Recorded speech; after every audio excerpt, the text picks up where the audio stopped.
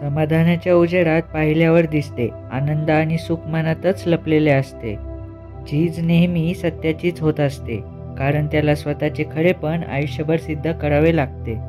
वेळ मिळाला की स्वतःच्या आयुष्याचं पुस्तक वाचून बघा, किती पानं फाटलेली आहेत ते कळेल. कोणाच्या प्रगतीवर जाण्यापेक्षा काम करून त्याची बरोबरी करायला शिका. एकटेपणा तुम्हाला काही काळानंतर एकटेपण जाणवून देत नाही आणि एकटेपणाची इतकी सवय होते की एकटंही वाटत नाही.